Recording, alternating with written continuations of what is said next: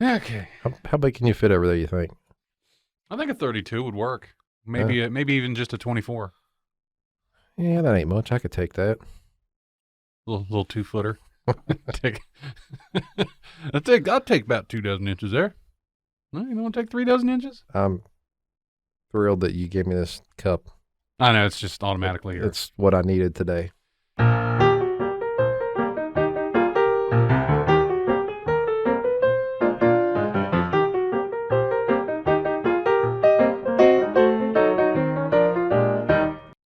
Well, hey guys, what's going on here? River Sullivan coming at you right here, right now, pre-recorded for your live listening pleasure yet again for another episode right here in Season 4 of This Evening Tonight.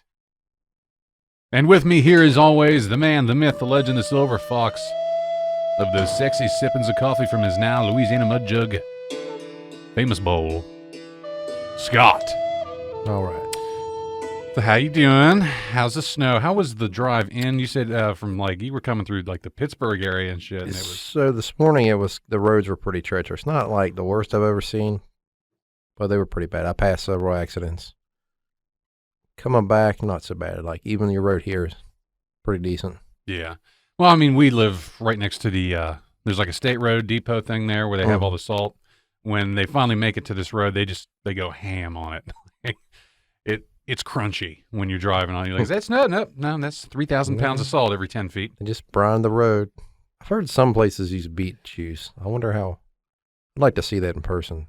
What, beet juice? Yeah. I feel like that's a Maryland thing because they got the red roads. No, like I heard like in New Jersey and stuff, they like the Northeast, like I guess it has like natural brine in it. I don't know. Who knows? But speaking of things to brine, let's talk about this week's coffee, which we harken back to something previous as last week. We are also doing another variation of Black Dog Coffee Company's roasts. And they did send us 2 here. Last week we had the, Dog Watch Dark Roast. And they also sent us the Costa Rica West Valley Blend. And as they write here is right on their website, roasted at a light medium, this Costa Rican coffee has an average acidity, average body, and a high sweetness with notes of honey, milk chocolate, and orange. Are we hitting any of that? No, I haven't hitting any of that yet. Once again, good coffee. It's good. I like last week's better, though. Well, yeah, you like a dark roast. This is more my alley, completely medium, completely average. And so comparing this in my taste buds of memory, how it compares to any other medium roast, nowhere near Kentucky Nose. Nothing is climbing Mount Everest here recently other than the Jack Daniels. They were at least able to set up base camp somewhere close to the high peaks. This is on like a kicking horse level. Yeah, this was I would equate it right there with the Mountaineer Roasting Company. Yeah. Or even the Neebs Roast, right below Neebs, I'd say. See, I don't know that Mountaineer Roasting Company. Like I was getting the notes that it described. It did. See, that's the thing is it's a good medium-bodied brew. Yeah. Which I enjoy. But yeah, Mountaineer Roasting had a little bit more in the notes and the tones. They actually hit it. Yeah. Maybe it was the batch. I mean, I don't know, but this is still a solid coffee. This is definitely would be a go-to morning wake-up roast for me. Yeah, I'm not upset about it. I'm thankful that you filled my jug with it, but I think it does the job. It's solid. I like it better than that booze-infused bourbon one we tried, the Firefighter coffee. Lord. That thing was woo. That was a sad attempt at coffee. That was, well, I mean, I can't dog it. I said it's, I think it was a coffee with a purpose. If you're working long hours like a firefighter does, you need that go juice. You need that kick you in the face. Hey, time to go. Shake it off. The day awaits. Like that, to me, that's not a wake-up roast for a normal person. That's why I also don't drink Death Wish, which I cannot. I'm going to bring you some in. I'm not... The episode will be done in about 30 seconds because I'll have talked an hour's worth in 30 seconds. It'll be like a damn auctioneer. It'll be the best episode ever. Everybody would have to go to YouTube and then hit the automatic closed captions function to see what the algorithm could translate. It'd be like either question marks or just... Blah, blah, blah, blah, blah. I'm enjoying the mood you got going on here today. It's nice, isn't it? It's kind of, it's cozy. Yeah, it's like dark and candlelit. Smelling like cedar. Cedar. Am I trying to seduce Mrs. Robinson? I feel like there should be like a light jazz album playing in the background. Maybe there is.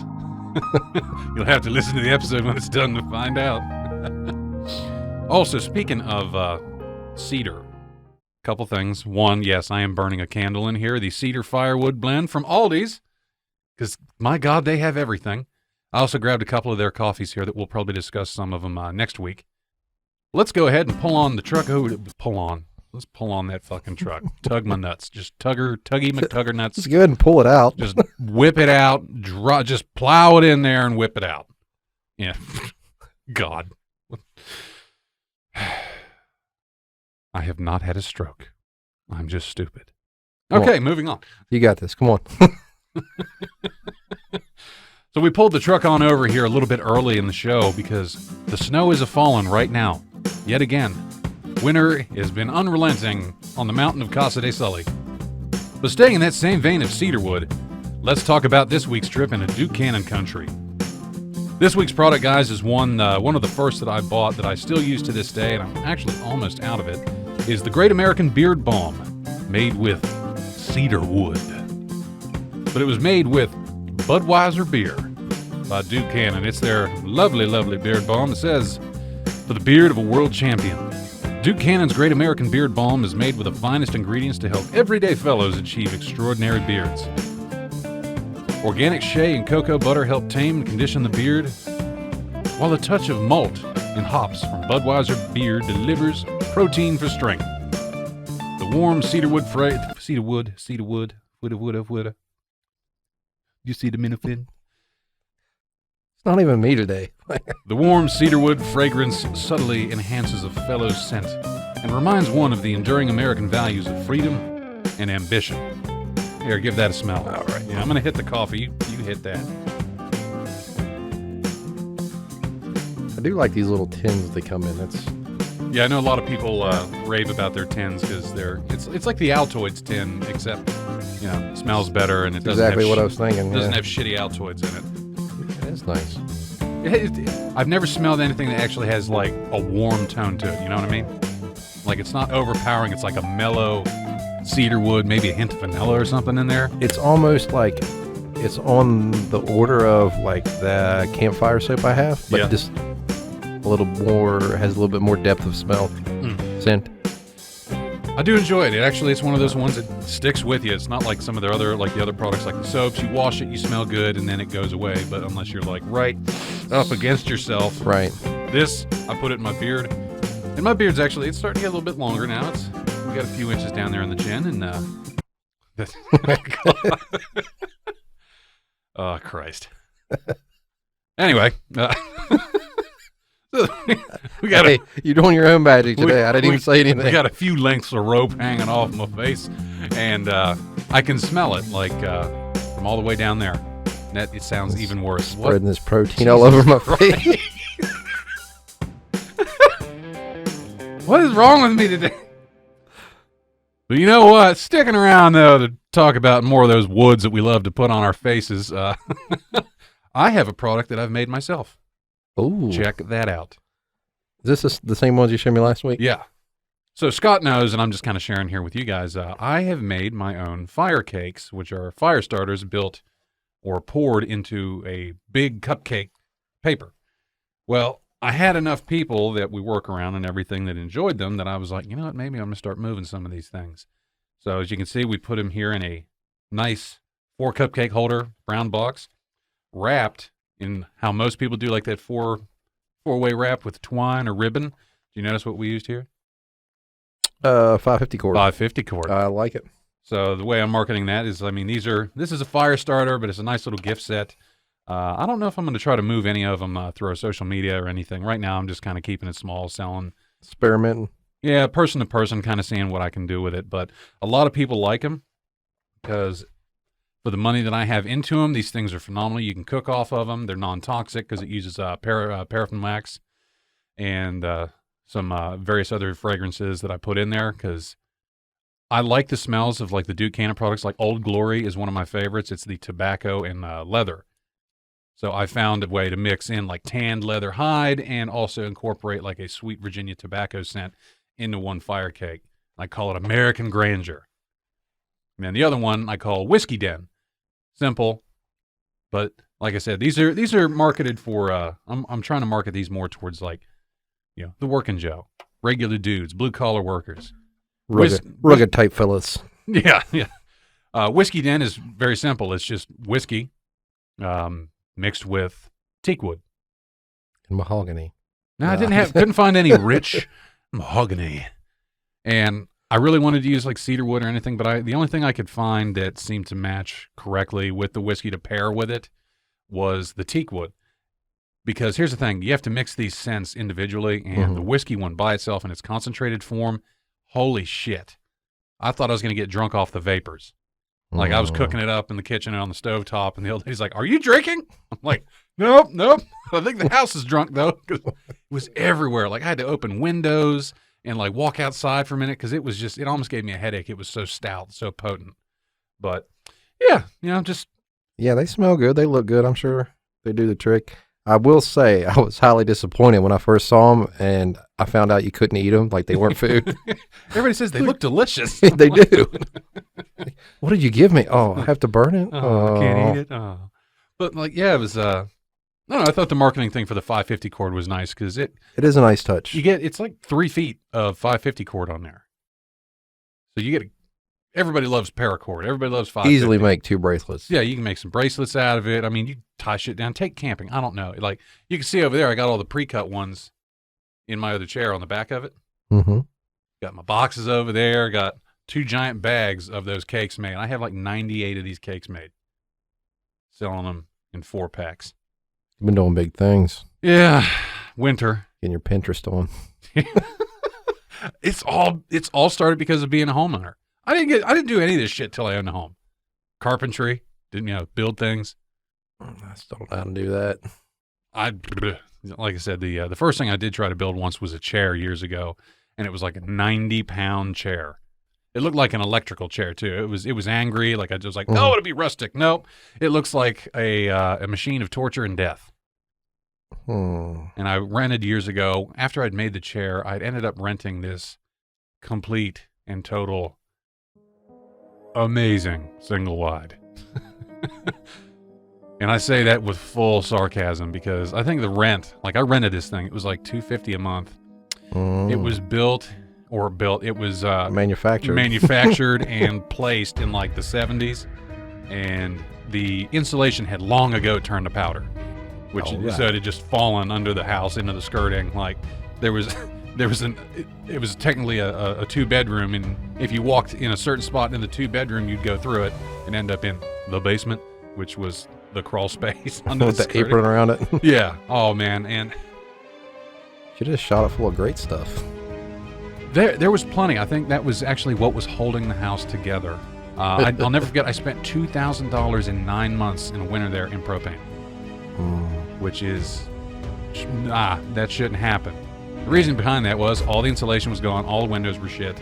I remember I could close every window in the house, every door, and if the wind blew hard enough, I'd see my drapes move, like with the wind. All right. I was going, this is a death trap. And you want to talk about spiders? Oh, you'd walk in, man, there'd be like a spider taking a shit on the toilet with a bigger beard than mine, just like looking at you like, oh man, I'm sorry, I didn't know you were in here. I'll let you finish up, I was brushing my teeth. They'd crawl over my toes because the little area where the countertop was in the bathroom, the lip there, the trim board was gone. And I looked under it, and you could just see under the house. Nice. Very nice. I was like, what the fuck? I would have to sleep cocooned in a blanket, like wrap it over my head, tuck it around me, mosquito under my net. feet. Yeah, because I don't know how many times I'd wake up at night and feel like something skitter across my face. And I was like, oh. So I go to the landlord, and I was like, hey, man, I got a serious problem with these spiders. Like, I know that they do their part. They keep the rest of the pests out, but they walk around. They don't pay the fucking rent. They never once paid for drugs. But said, I need you to do something about this. This is your responsibility as a landlord for a serious pest infestation, and I have that. He said, okay, I'll take care of that. Hits me up like a day later. Said, here, meet me over next door, and I can get you that problem fixer. I said, oh, okay. Get there, and he hands me Raid, a can of Raid, all natural edition. with lemongrass. I looked at him. I said, what? He said, yeah, there you go. Just use it as much as you like. I'm like, oh, gee, thanks, sir. You're so generous. So the biggest issue I had with those spiders was they always hung out in the bathroom. And by in the bathroom, I mean they would wait till I got in the shower and then drop down into the wetness, and then they'd crawl to the most piece of solid land, which is your feet. So I learned many times that I can do like a 2-foot high jump out of the shower onto the floor. So I throw the curtain out, and there's one hanging out right there, like on the inside of the tub. And I said, oh, yeah, motherfucker, I got something for you. Grabbed that Raid with lemongrass, hosed it down, and coated it. And the only thing that would have made this better, I swear to God, that spider went and like wiped his brow with one of his arms. And then it was like, was that it? Didn't die, nothing. Had to go get a shoe and crush it. Insane. I don't even know how the hell, how did we get on this subject? We were talking about home ownership. Yes. But before I forget, I have a thought here. Just a thought. I mean, you're the expert fire starter maker. You need to come up with something with like local sense. Like a Laurel Creek, maybe, like a... No? It might be hard to do, though. I'd like to get one and... Fresh rhododendron. We get this one, they call it stimulus check. Smells like nothing and burns out in an instant.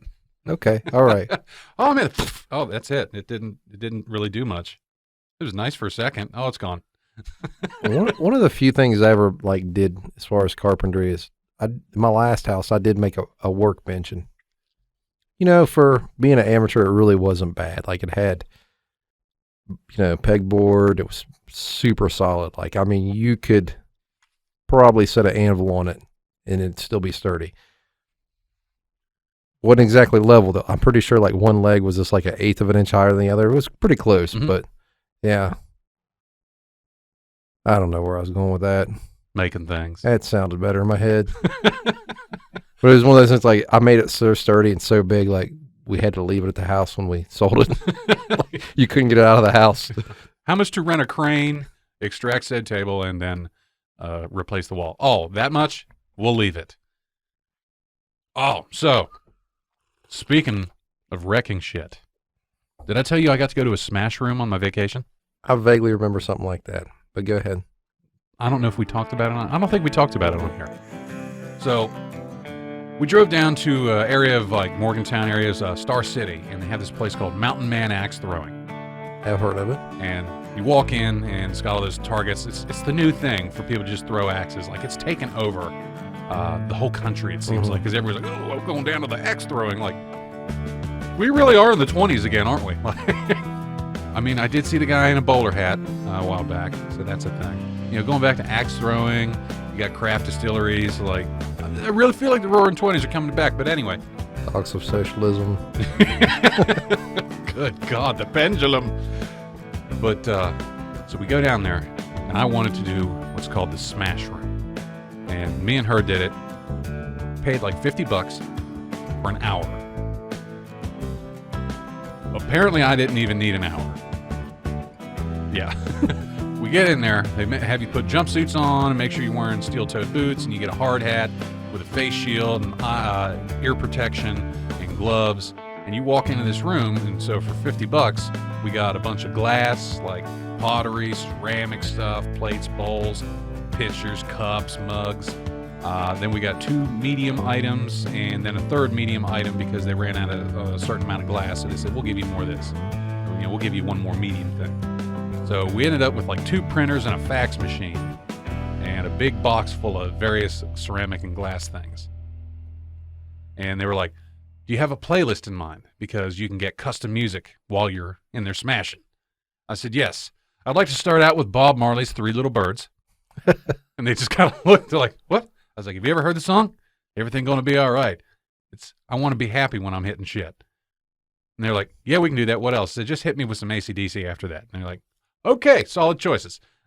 Like, apparently nobody ever picks that. It's an option. They said nobody really cares. I said, I want to set this mood right. So we go in there, and there's a big giant table with a big plexiglass divider, and they got a printer on each side of it. And so they go, all right, she can be over here, you can be over here. One person has to be on each side of this at all times. I said, okay. And so there's certain walls that you're not allowed to hit, but there's one wall you can throw shit at and like hit things towards. And she's like, okay, you ready to start? And she didn't really get into it for a second until I handed her a plate, and we just went, Oppa! She's like, it's like my big fat Greek wedding. And like, we're just smashing cups and stuff. And I was like, okay, now I'm gonna go take care of this printer. So there's a whole mess of weapons in the corner. It's usually big pieces of rebar and a couple bats. Well, they got a 4-foot crowbar, and I saw this, said, that's mine. So I grabbed a hold of that and just came down on this printer with apparently this deep-seated internal rage that I've been harboring for a long time. It's the joy of home ownership rage. I don't know. I don't know what it was, but I obliterated this printer. Like, it probably took 4 or 5 swings, and the plastic like it exploded. And I'm flipping it like a fire log and just keep smashing it into dust and powder. Shit's flying everywhere. Then I start sandwiching glass plates in between the wreckage of the printer. And then I grab the fax machine and I'm like, oh, fucking smash the shit out of it, rip the phone receiver off the fax machine like I ripped the spine out of an enemy during like a Mortal Kombat fatality on Sega Genesis. It was great. Like, I got done 10 minutes. And I had destroyed everything that they had given us to destroy.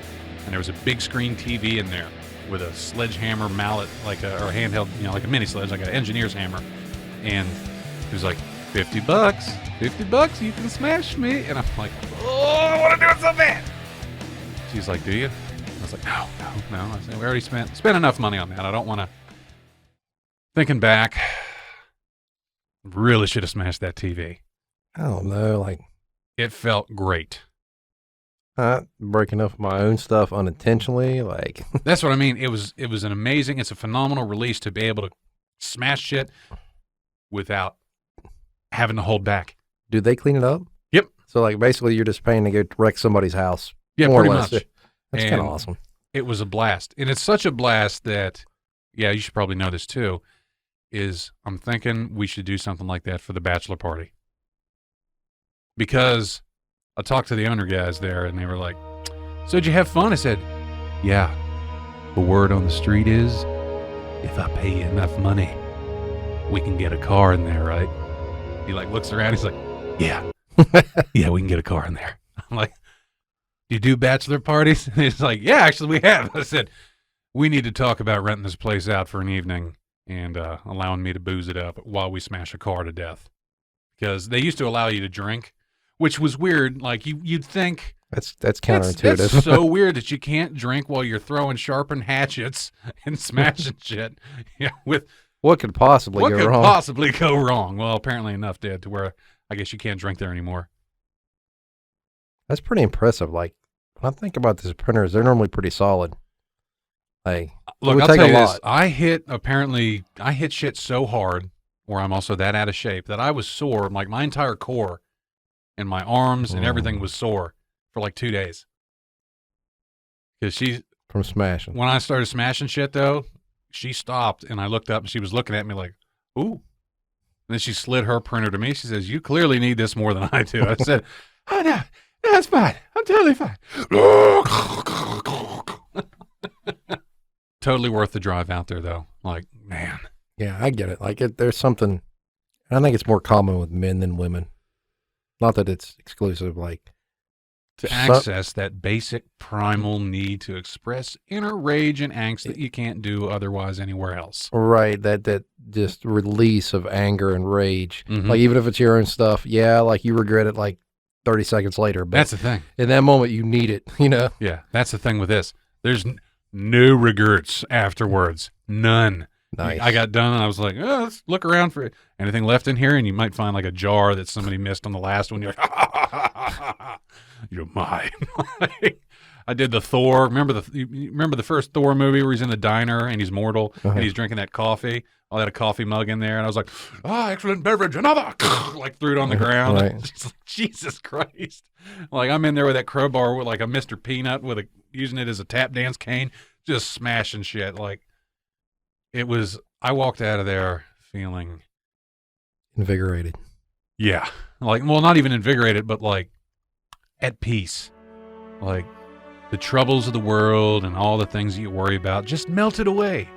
in a way because you burned it out of you physically, and you're physically exhausted afterwards if you really put on, apparently I put on a good show for them, because like the manager was like at the window just staring at me like, hey, hell yeah, man. Like, he looked impressed. I was like, I'm very happy. But, oh, fucking great. Very nice. Is that a new device, or what you got going on over there? Oh, I finally pulled the trigger on a tablet. Oh, I remember you saying you were going to do that.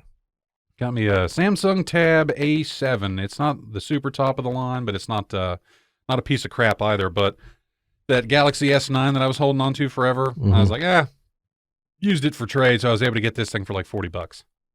They gave me $175 for the S9. All right. But I like, because I have it custom tailored for my favorite types of news, for things that I've looked at. I'm allowing Google to kind of farm my data on that. So it's pulling up a lot of things that we tend to talk about or have talked about on the show here before. Oh, you're on the list now. You're definitely on the list. Like one of the top ones, Cyberpunk 2077.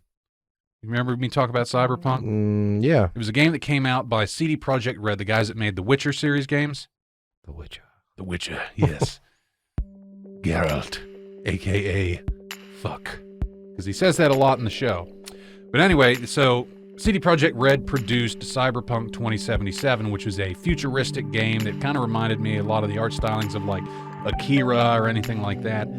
Was boasted because it had Keanu Reeves was in it, or is in it. Well, I downloaded it, and it ended up being such a piece of crap because I'm running an older PlayStation 4, and they apparently didn't give two shits about running it on those. And it was one of the most hot pieces of garbage I've ever played in my life. It crashed 4 times in 20 minutes. The first 20 minutes I played it, crash. I was like, all right, okay. It's like 76 levels right there. Yeah, well, apparently 76, we can talk about that too. Apparently 76 had a major update again, and they're like, it's time to come back, is what I'm being told. I'll have to look into it. But CD Projekt Red producing Cyberpunk 2077 was known again for a beloved series of The Witcher games. No, more so of The Witcher 3, The Wild Hunt. Owned that game, loved it, got all the DLC for it. Fantastic game. This game's such a hot piece of garbage, Sony actually allotted people refunds. Sony that's impressive. Never in their history has allotted a refund, because this game was such a chunk of shit that Projekt Red told people that bought it, said, don't worry, you can get a refund if you don't like it. For everybody that bought on Sony's market, Sony went, oh, no, we never said that. You said that. You want to issue a refund, you can do it. Like, nope, Sony will get it. So Sony said, okay, we'll give refunds. But guess who's not going to have their game for sale on our marketplace? Sony. Bye. Like, they kicked Cyberpunk's game off the marketplace. Which I went, well, but they gave me my refund. It only took like 3 weeks. But whatever. Hey, that's... yeah. But anyway, they're in the news again today. They got hacked. Sony or the CD Projekt Red got hacked. I wonder how, with their top-notch programming. Yeah. Well, let's see here. Now I'm going off of CNBC's website here. It says, London, CD Projekt, the developer of the troubled sci-fi video game Cyberpunk 2077, said Tuesday it's been hit with a cyber attack. The Polish studio said hackers accessed its internal networks, encrypted its servers, and left a ransom note threatening to release source code of its games. So they supposedly encrypted all of their data, all of their games, all of their files, and said, you're going to make something right, or pay us this, or we're going to release your source code and all your game secrets, this and that. Which, kind of looking at it, like, wouldn't you want to hack a better studio? Like, maybe hack Naughty Dog, because their IP, their source code is probably super legit, because they make some high-quality games. After this, whatever. But anyway... they go on to say here, let me see, I was able to find an update from there. So here we go. There was they left a notepad file for them to discover. Good old Microsoft Notepad. It says, hello, CD Projekt. I guess this is from the hacker. It says, you have been epically pwned. I've dumped full copies of your source code, dumped all your documents, encrypted your servers. If we will not come to an agreement, then you will go down the shitter even more than... ever. Like, they cut it off. Can't really read all of it. But anyway, apparently they had backups and everything that were protected to where they didn't have to, they're like, we're not negotiating with this guy. It's like, we don't negotiate with terrorists, which, okay, yeah. So they protected themselves, protected their company. So we're at that point now. For what? Like technology and hacking. Oh, hell, there's been, Sony got hacked years ago. I can think of 2 times that they were hacked. There was one a few years ago that when we still had like PlayStation 3s, the Sony's network got hacked. Because remember, PlayStation 3 used to be free to play online. Right.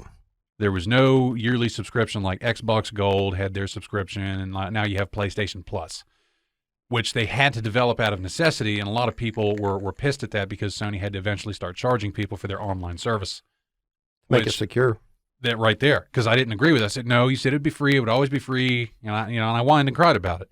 Turns out it was because, yes, they have to be able to pay for the ad hoc security that they need to establish in their servers and everything to protect the titles, protect the users, protect your information. The hackers, I think it was guys from Anonymous or some splinter group from Anonymous, took credit for the original hack from PlayStation or on PlayStation and said that it was hands down the easiest hack they've ever done in their life. They equivocated it to, like a screen door has that little hook latch that you can just kind of swing over. They said it was like locking your door with that, but they put the latch on the outside of the house. They said they just could walk. They literally like walked in the door, in quotes, and shut it down. And they ran some Sony, and I remember the network was down for months. You could not get on and play games with your buddies or anything like that. You had to unplug it from the internet cable and just play your solo titles and try again the next day to see if it would come back online. I just feel like that indicates bad things to come. That we're at that level of technology, like that people are ransoming information. Oh yeah, like that. Some people are that good at accessing information that. Think of it in terms of we've had cyber attacks. They think on our infrastructure. Just think what it would be like if we went without say there was no fuel deliveries for 3 days. Okay, you want to know about a hack that actually just occurred Sunday during the Super Bowl? Tampa, Florida. A hacker hacked into the water treatment facility for the Tampa area. Now, they released a certain chemical into the water. I don't remember its specific name. I believe it was like sodium benzate or something like that. But what it ended up is, layman's terms, is it's lye. And they release lye into the water. The facility does that at like 100 parts per million to help keep chemicals and bad shit and contaminants out of the water and keeps the pipes clean and everything. Lye is also the most active ingredient or main ingredient in things like toilet bowl cleaner or drain cleaner. So it was reported, and I read it the other day off, I believe it was Fox News or maybe it was CNN, I don't remember. But anyway, this guy hacks in, and in the interview, it was reported that these guys were working there at the treatment facility on the computers, and they noticed weird activity going on in the sensors, and so they started checking their computers, and they watched as their mouse got pirated and started moving on its own. This hacker gained control of the mouse and then accessed the treatment system and then increased from 100 parts per million to 11,100 parts per million of lye being dumped into the water. As far as I know, that everything was contained. As far as I know, the water wasn't actually poisoned, but holy shit. Scary. That would have killed thousands. I mean, we already kind of through the pandemic have been seeing just the small side effects of what could happen when society starts breaking down. And when you add that to the mix, the potential, not just, rogue hackers, but say, Russia and China and North Korea probably have pretty strong cyber warfare programs. Yeah. It's pretty scary. Imagine if we had no power for 48 hours. I've been in that situation. I'm good with it. It sucks. Well, you're prepared for it, but where I live, where burning wood is not an option necessarily. Everything's all electric. Even your stove? Yes. Damn. There is no. I hate that too because I really like gas. I feel like it's hitting you right now as we're talking about it. You're like, no. I've been thinking of this for years. Okay. There's no actual natural gas access in our subdivision. What about propane? You can do that because that's what we do. Yeah. Because we run LP for our furnace runs off propane, but it's forced air and everything, so it requires the use of the turbine. So if the power goes out, the furnace is out. But we also have the wood burner. We have the BS fireplace to save us, and that's what we've been running most of the winter. By the way, we have knocked one hell of a dent in our firewood supply. Like what I thought was going to be, because I thought we were like comfortably going to have 2 years, maybe even 3 years worth of firewood. But as cold as it's been, we have been powering through it. It was like 6 or 7 stacks that were about 12 feet wide and about 6 feet tall. Been through like 1.5 already. And it's just now hitting February, like the cold month. February, March are pretty cold. And like right now, it's pretty chilly out right now, isn't it? Mm-hmm. It's probably low 30s. So yeah, we do have more weather movement. Oh, God damn it. So we are under a winter storm watch in our area. Heavy snow, 4 to 9 inches. When does it start? Oh, doo-ba-doo-doo-boo-boo. This is issued for Wednesday afternoon. So by the time this episode comes out, the snow's really going to be kicking. But we're also supposed to be getting anywhere from 2 to 4 from right now into tomorrow. So it's good that you showed up a little early for the recording so we can get you out of here. You know, I don't mind stuff. I like it, but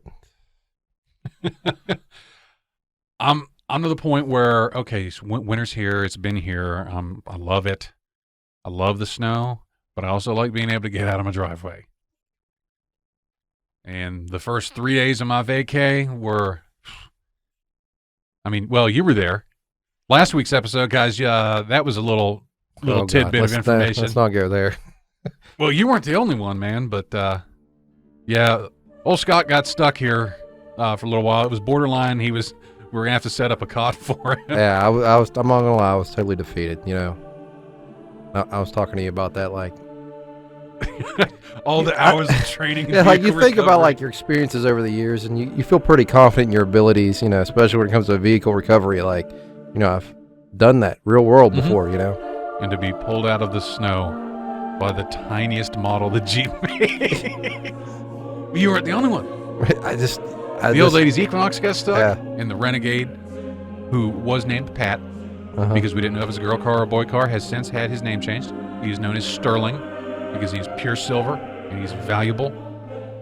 The mail lady that drops off our mail, 4-door Jeep Wrangler, Rubicon, lifted, big beefcake tires, got stuck.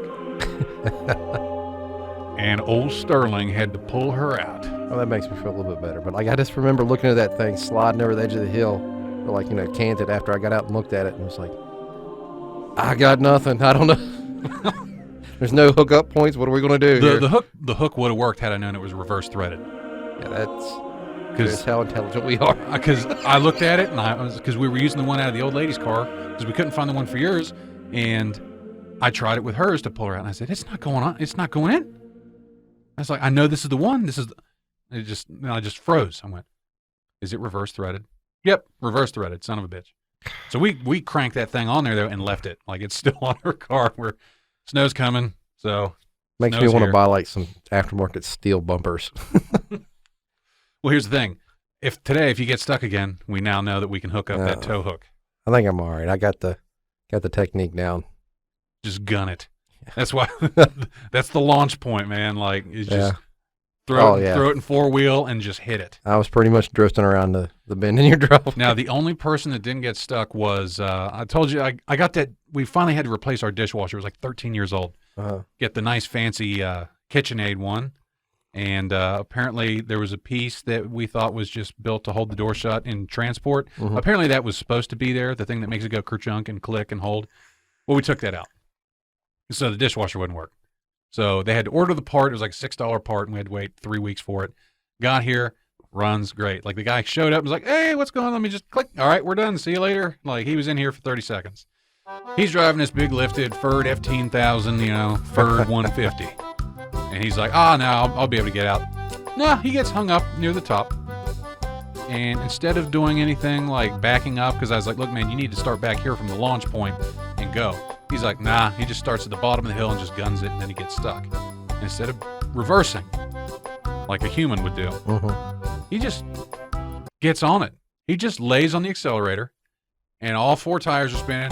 Gravel, fucking mud, spitting ass is going everywhere. And he's just spinning out and fishtailing, going into the yard now for, I want to say, 5 minutes. And he's like, I'm just standing there watching this. I'm like, oh my God. And he finally creeps out there. He's like, and hits the road. And he stops and rolls his window down as all of this mud and gravel and shit is like smoking. Like what used to be the top of my driveway. And he's like, leans out and goes, sorry about that. I went, no, that's good. We got a dishwasher now. Thanks, buddy. All right. Drives off. And you know, the sad thing is, like, 2 months ago, it was probably back in November. Like, I actually, for years, I carried, like, one of the soft, like, toe straps in my Jeep. And I finally took it. I'm like, I'm never going to use this. It's like, I'm always driving on interstates. Like, when am I ever going to need this? But I guess you can never say never, you know. I got that toe strap for mine, man. And I'd take it out in the warm months. But as soon as it starts getting chilly and muddy and, you know, just wintry out, nope. Like, it stays in there. You still got those MREs in your car? No. I left them here for you, did I? Yeah, you did. I didn't know if you had one in your car. No. Because I used to keep them. I threw the chili with beans in my car. Yeah. That way I can camp out if I get stuck. But we all know that's not happening because Sterling is undefeated. That was almost catastrophic.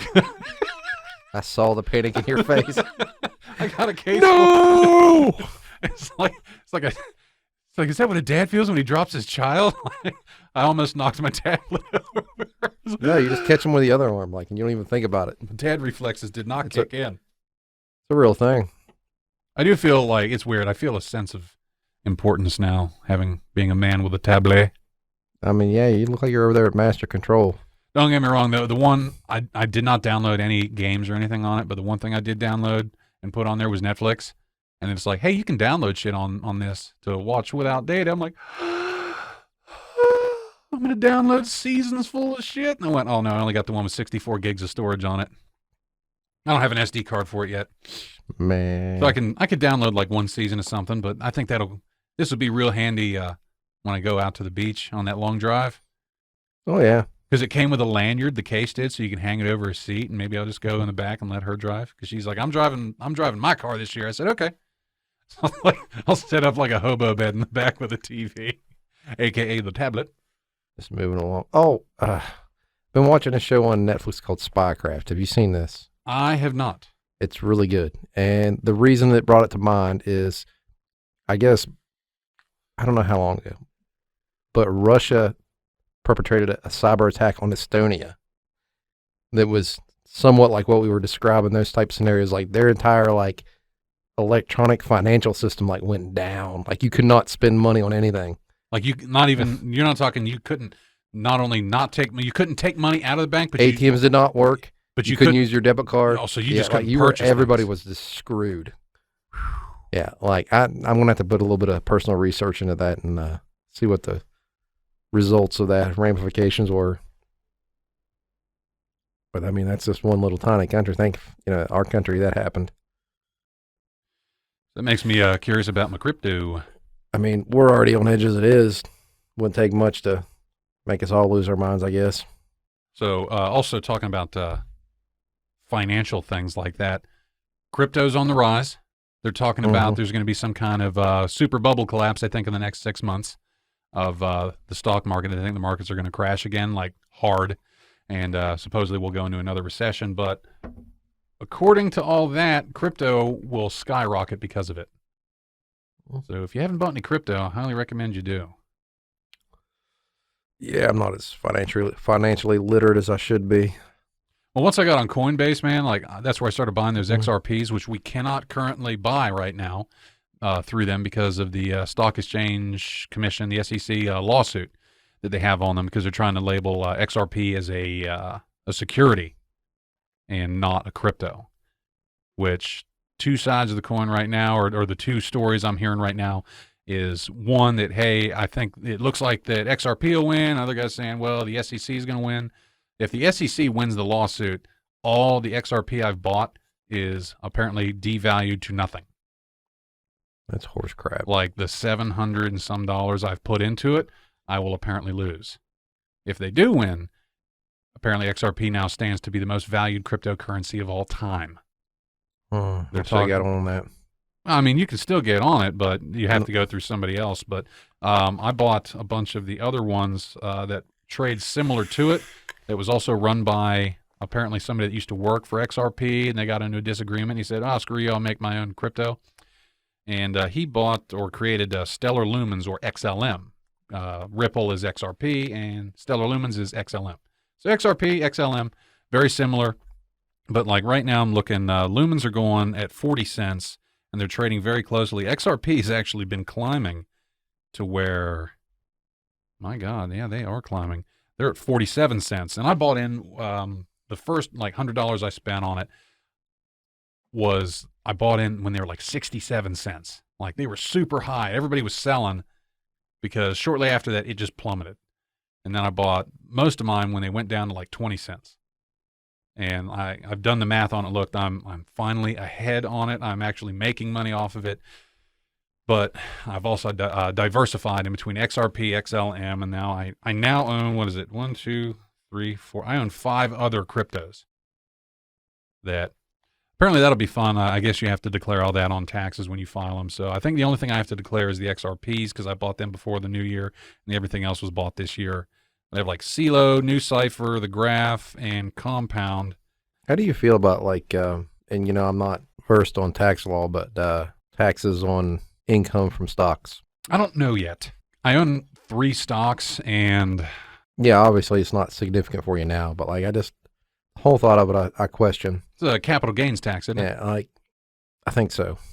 I think you have to sit on it though. Like the income that I've made through crypto, I think falls under that through capital gains as well.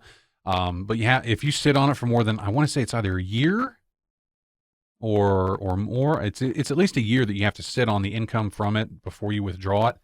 And then it like cuts capital gains tax in half. Right. Like, so you won't officially get penalized. Like my issue or my deal with my crypto is I'm looking long term. My XRPs, Right. I said my goal was to get 5,000 of them, and I got about 2,500 of them now. And then once I hit 5,000 XRPs, my plan is just to sit on them, sit on all my cryptos till retirement. Because even just applying the basic law of inflation, everything that I own now will be worth exponentially more 15, 20, 25 years from now. Word. And then at that time, having owned it so long, capital gains tax would be damn near nothing.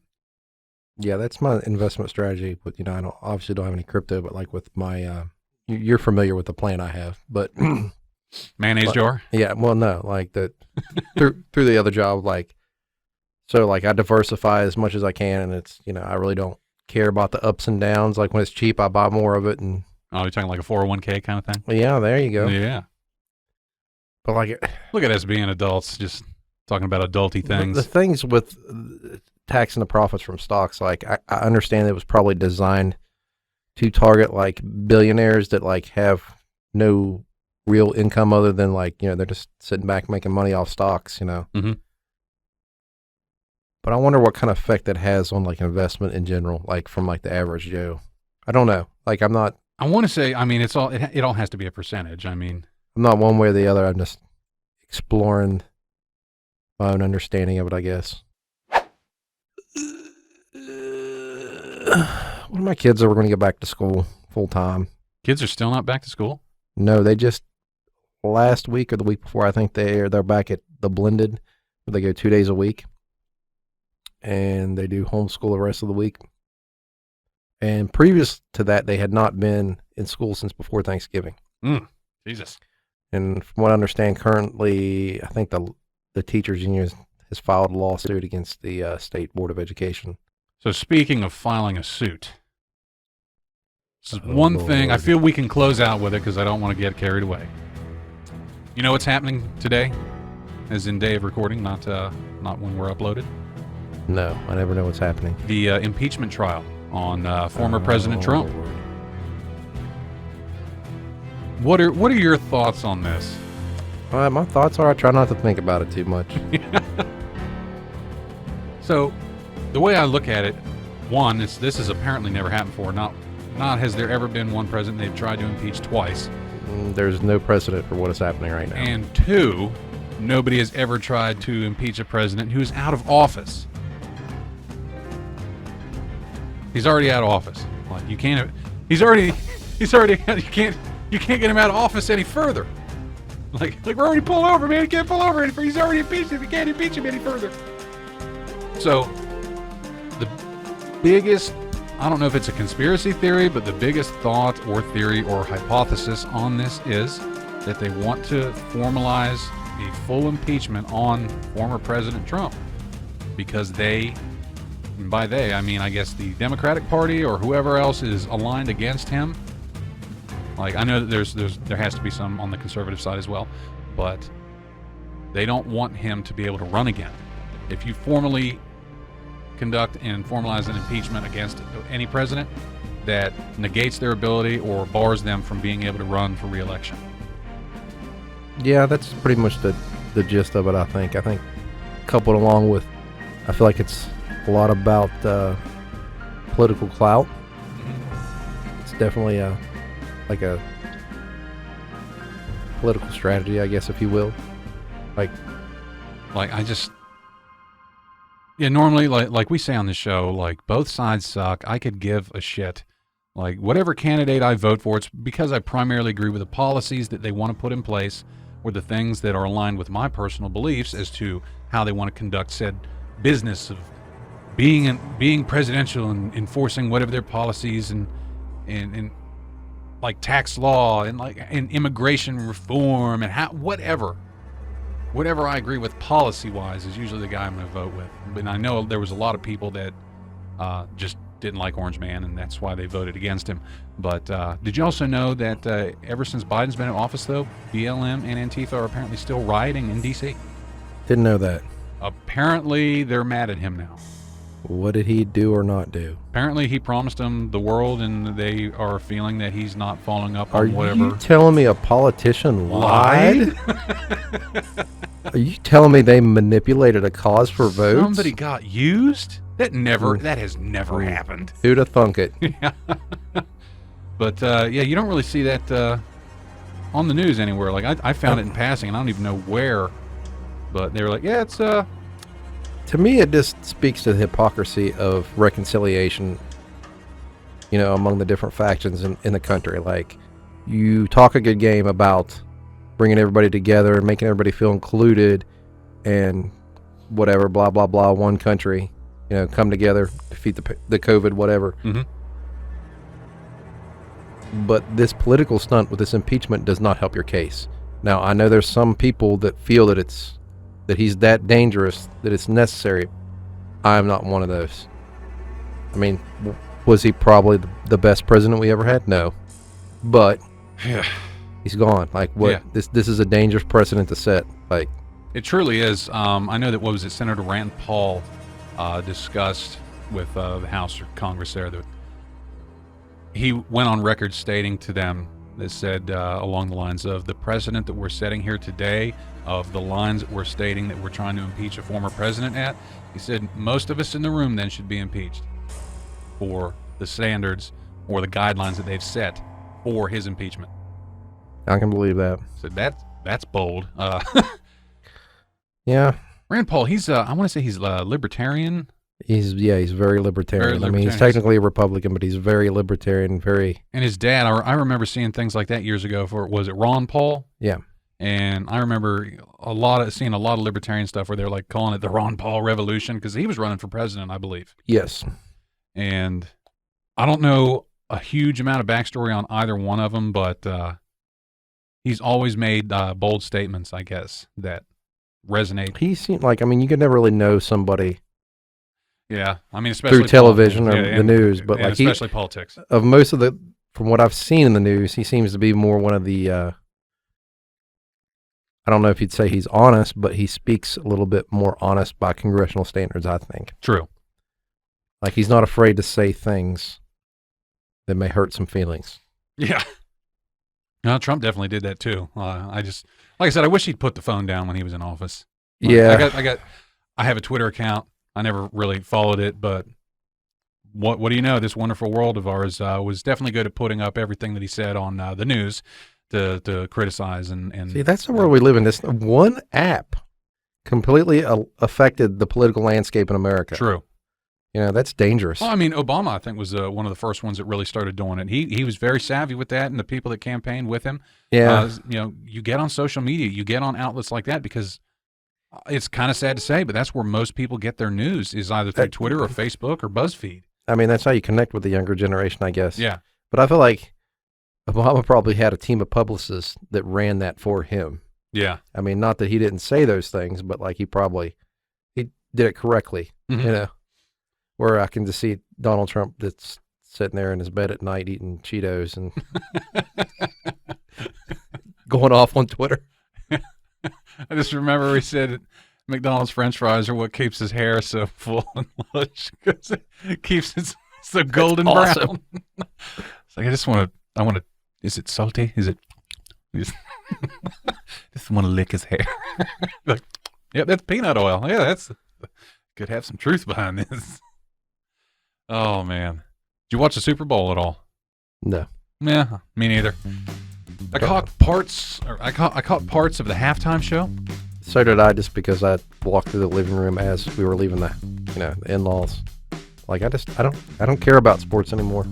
I just don't. I caught the national anthem singing. That was interesting. They had Eric Church who did it. He started off as like leading it. Then they had this girl that I'd never seen before or heard, and man, that girl could sing. Really? Like I was like, holy shit, okay. And then it just like Eric Church just kind of became the background singer for it. And then the halftime show, I guess a lot of people were making fun of because it was some dude that had bandages on his face, but it kind of looks like underwear. And they had I did see had a some bunch of that. dancers with underwear on the head. Really weird. Yeah, they said everybody was saying it was kind of lackluster and just like, what the hell is going on? Okay, whatever.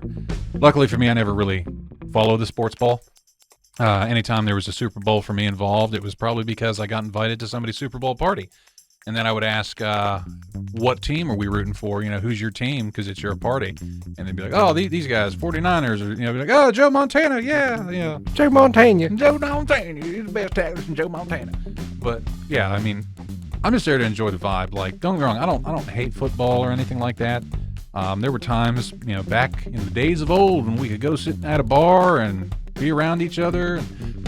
I was working a different shift where I got off early in the afternoon, and I swung by this bar and grill and had like a late lunch, and caught a college football game. Never really followed it. I understand the sport, but I got into it.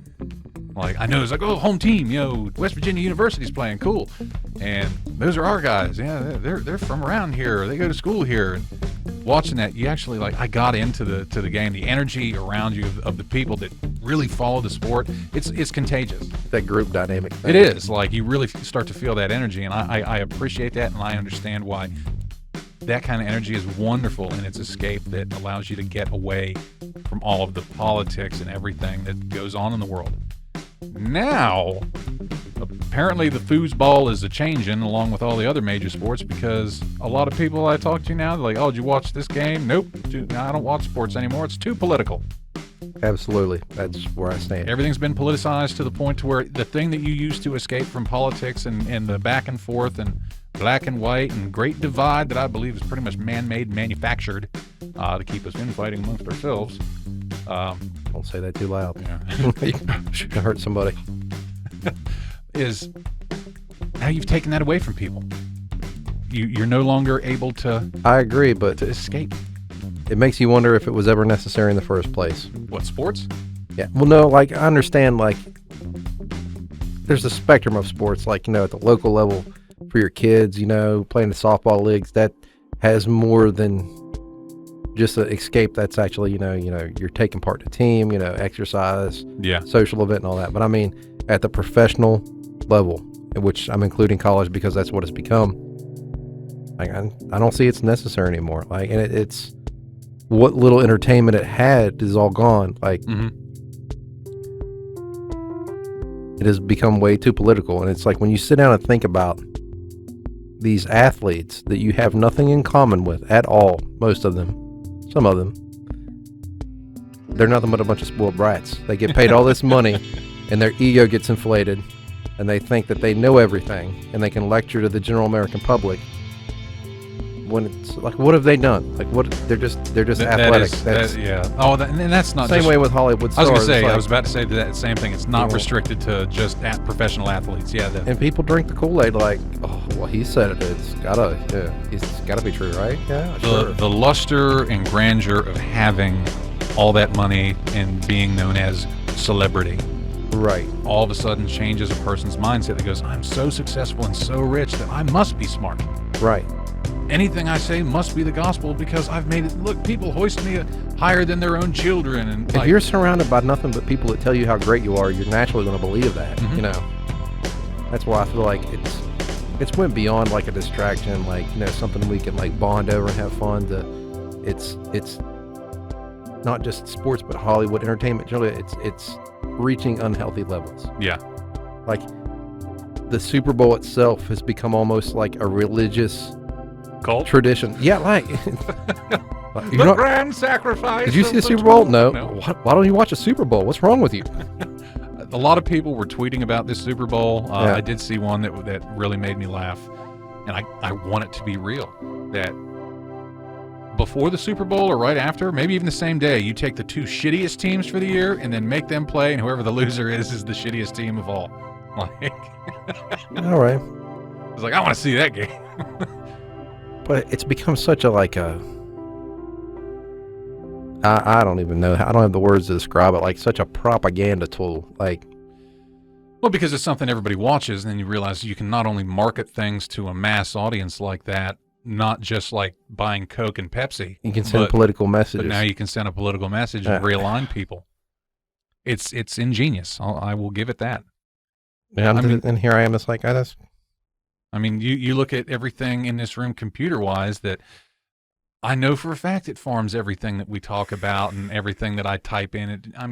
It tracks all your keystrokes. Like, I was looking at a Stanley thermos, and guess what? All my ads are freaking Stanley thermoses. That's definitely a real thing. I want to buy a space shuttle. Let's see what happens there, you know? I want to buy a frigate in Africa.